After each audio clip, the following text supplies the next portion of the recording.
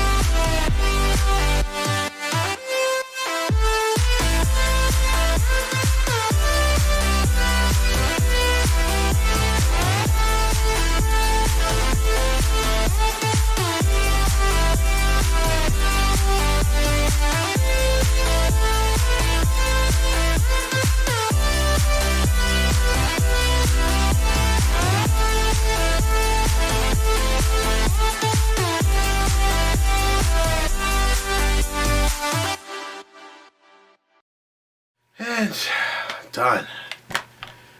Jeez. Man, I didn't know I'd power through all these games so quick. I feel like it's only been like 3 days. What? Do I still have time to make that video? Oh no.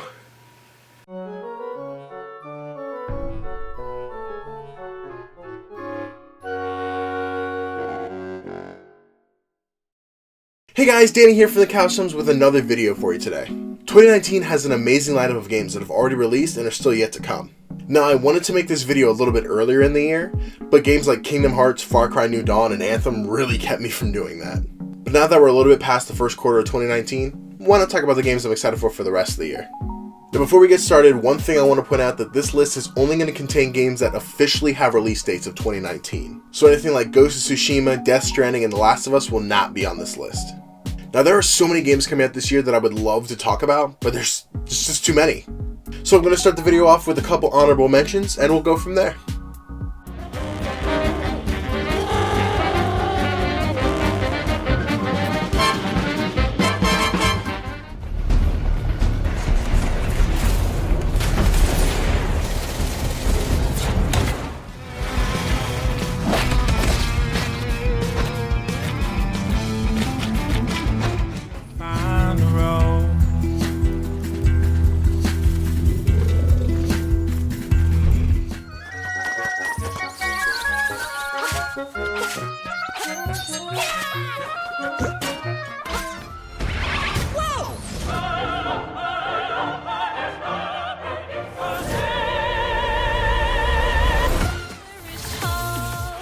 Dare to walk this path with me?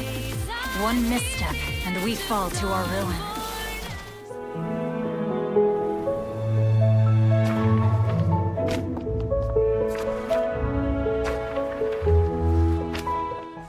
Use your arms and legs. Customers appreciate prompt delivery, no matter what the cost.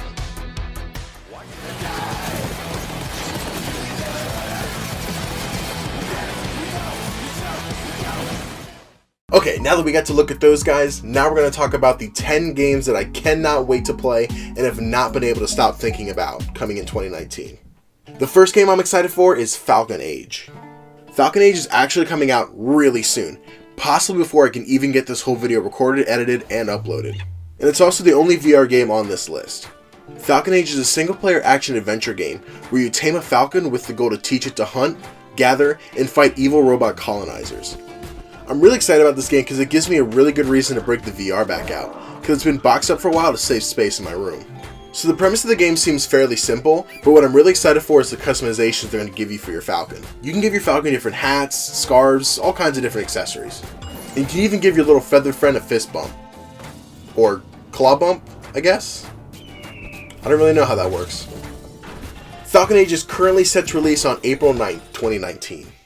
The next game on this list is Animal Crossing 2019. Now we don't know too much about the new Animal Crossing game, so we don't have an official title yet. But with the power of the Nintendo Switch, this version should be amazing.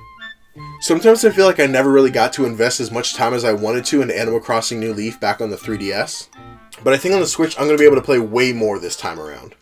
Last year when Pokemon Let's Go Pikachu and Let's Go Eevee got announced, I found myself wanting to get back into Pokemon Go to hype myself up for release day.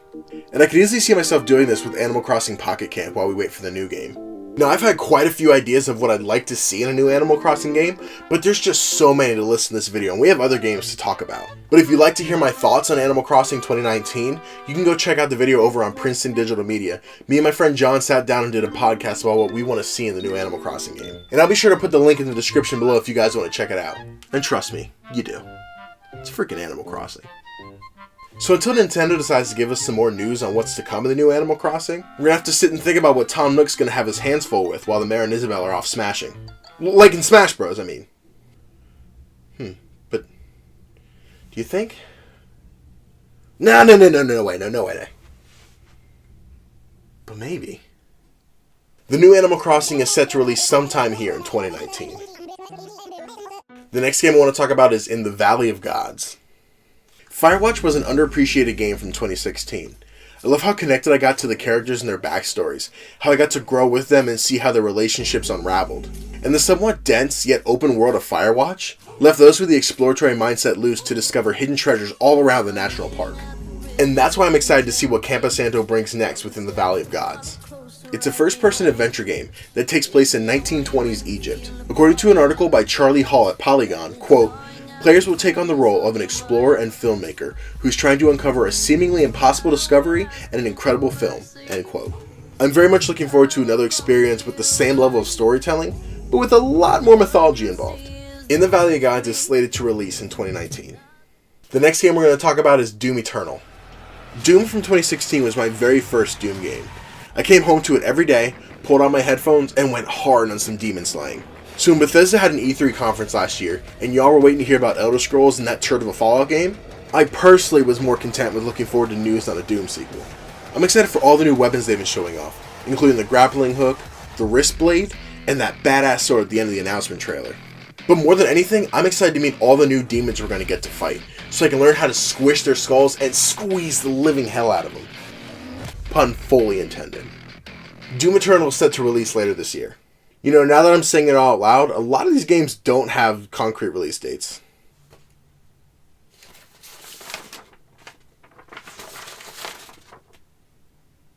Oops. Number 6 on the list is Tunic.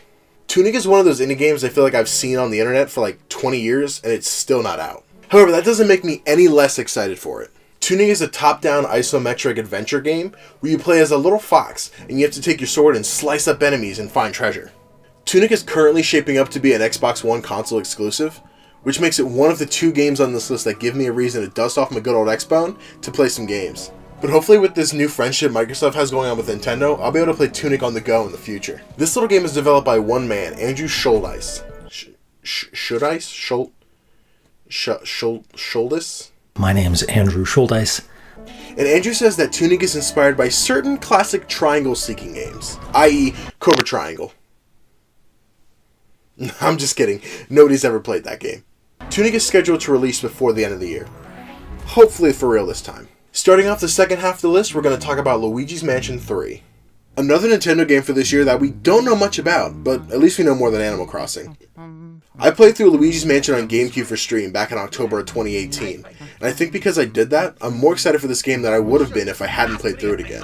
Now, we currently don't know if this game is going to be similar to the original game where you have one big mansion, or closer to the sequel where you have a bunch of smaller mansions.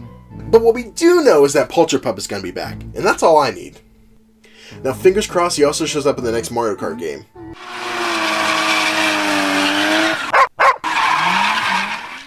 Now, I know a lot of people didn't like Luigi's Mansion Dark Moon on the 3DS because of the multiple mansions, but I'm honestly indifferent on that. I just want a good game. Now, I know I'm going to sound like a broken record here, but Luigi's Mansion 3 is set to release before the end of 2019, and I can't wait to start sucking on some ghosts. Wait.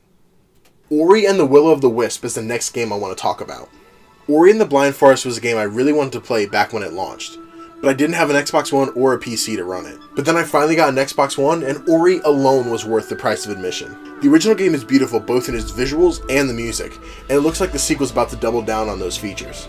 I've been doing a lot to avoid looking into the new mechanics of this game, but to be honest, I just couldn't resist anymore. It seems like Will of the Wisp is adding a new autosave mechanic. Rather than the original Soul Link manual saves, which I think would be a much needed improvement.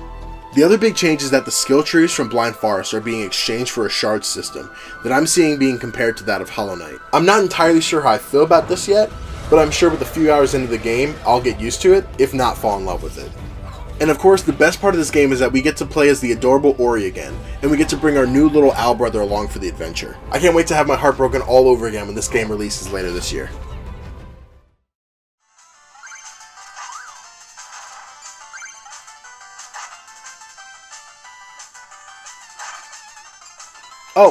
Sorry. Sorry, forgot I was making a video. Where was I?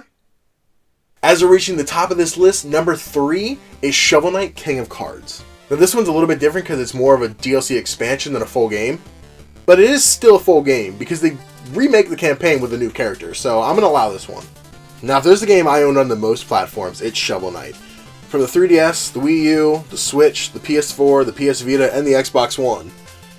Yeah, I've played Shovel Knight a lot. And I've been waiting for this expansion for what feels like forever. But aside from it just being more Shovel Knight, I'm excited because this is the last DLC for the game, which means a couple different things. Since the last DLC stars King Knight, which is usually the first boss you take on in the base game, it sort of feels like a nice full circle sort of situation. This update will also bring the long-awaited Shovel Knight competitive multiplayer mode. Not sure how much I'll play this, but I'll definitely give it a try. But aside from all that, now that Shovel Knight's coming to a close, Yakuza gets to invest a lot more time into their new game, Cyber Shadow, which will most likely be a 2020 game. So look forward to when I make another one of these videos next year, because that'll probably be on there. But most importantly, I feel like I pre-ordered that freaking 3-pack of Shovel Knight Amiibos almost 2 years ago, and I still don't have them. Shovel Knight King of Cards is set to release on April 9th, 2019. Number 2 on my list is Days Gone. Days Gone has actually been my number 1 most anticipated game until recently. Sony has been cranking out amazing first-party exclusives for the last few years now, and I'm expecting nothing less from Bend Studios with Days Gone. A lot of people are looking at Days Gone as another one of those zombie apocalypse games, but they're wrong. They're freakers, not zombies. In Days Gone you play as Deacon, who is separated from the love of his life, Sarah, after a disaster that kills a large amount of the human population. And most of those who are left are infected and turn into freakers. Another big part of this game is the motorcycle, which has been described almost as a character all its own, where you get to upgrade it to help you survive in this devastated world. The handful of trailers that have been released for this game, along with the developer interviews, have got me beyond excited for this game. But there's still one game, maybe 2 games, that I'm most excited for in 2019. Number 1 on my list for the most anticipated game of 2019 is Pokemon Sword and Shield. I was playing Pokemon practically since the day I was born, and even though I went through a short phase in my preteen years during Gen 3, when I thought I was completely over Pokemon, as soon as Gen 4 got announced, I was back into it entirely. Now, I've never been one to enjoy the competitive scene of Pokemon. I hate EV training, breeding for perfect stats, it's just way too much for me. But I love existing in the world of Pokemon, where I get to find new pocket monsters, capture them, and take them on my adventure to take on strong trainers and become the very best. Like no one ever was. To catch them is my real test. Come on, sing it. Sing to your computer. So Pokemon Sword and Shield is yet another game from Nintendo that we have little to no information on. So Nintendo, you better have a huge direct around the corner because you're leaving us hanging on a lot of stuff right now. So of course I'm super excited for the games themselves, but what I'm really excited for the most is the week-to-week announcements that we're going to be getting in the near future. During the lead up to Pokemon X and Y and Pokemon Sun and Moon, I was in college, art college to be specific, and the school was filled with nerdy Pokemon players much like myself that would all pop out their phones at the same time to check Nintendo's YouTube channel for the new trailers. Having 3 to 4 people, sometimes a whole classroom of students, pull out their phones and react to new Pokemon moves, cities, mechanics, all kinds of different stuff. It's an experience that I only wish every Pokemon player could have. If you could have seen me and my classmates the moment that we saw Mega Mewtwo Y and Mega Lucario for the first time, we were like kids in a candy store, losing our minds over these games. As a kid, I was usually privileged enough to get both Pokemon games at launch. But once we hit Gen 4 and I had a baby brother who also liked Pokemon, it became kinda hard for mom to buy 4 copies of Pokemon at once. Luckily, we always had differing opinions on which legendary looked cooler, so I got Diamond, he got Pearl. I got White, he got Black. And then I got Black too, he got White too. Yeah, Black and White kinda did that weird Switch thing, I don't really know. And once I got to college, my roommate kind of became my new baby brother that always bought the game that I didn't. So he got X when I got Y, and he got Sun when I got Moon. And up to this point, Pokemon Ultra Sun and Ultra Moon are the only games that I haven't played. But now leading into Gen 8, I have full intentions of buying both Pokemon Sword and Shield. Now the main reason I want to buy both games is because this is the first time we've had a mainline Pokemon release since I've become a content creator. So I want the opportunity to play Pokemon Sword at my own leisure, while also making sure that I can record and play through Pokemon Shield for you guys here on the channel. Maybe we can even do some online battles that we get a chance to play together. You guys will totally kick my ass, but hey, we'll have fun, right? I am so amped to be able to start my journey in the Galar region and discover new legends and locations along with my buddy Sobble. But I'm sure I'll be starting my adventure with one of the other two starters for the channel come this holiday season. Now the timing is kind of weird for this because I know right now there's a lot going on with the PokeTuber community, and I'm not going to get into all that, but I wouldn't consider myself a PokeTuber. I consider myself a YouTuber that likes to play Pokemon, and I've only played through Let's Go Eevee, so we kind of do a little more variety over here on Couch Gnomes. I'd love to play Pokemon, so if I get to do a playthrough, I'd love for you guys to hang out and watch. Plus, I've been doing more trailer reactions lately, so I'm probably going to start doing reactions as the individual videos coming out showing new Pokemon and everything. So there you go, guys. Those are my most anticipated games of 2019. Now, there is still an onslaught of other games to come out this year that I'm sure you guys are still excited for. So please, let me know in the comments what games you guys can't wait to play this year. I do have another video in the works for this type of format, and it might be something you Pokemon fans might really enjoy. So if you want to stick around for that, please make sure you subscribe and hit the bell. That way you guys get notified when it goes live. I hope you guys enjoyed this video, so please leave a like, and I will see you guys next time. You like all my Nintenduendos in this video?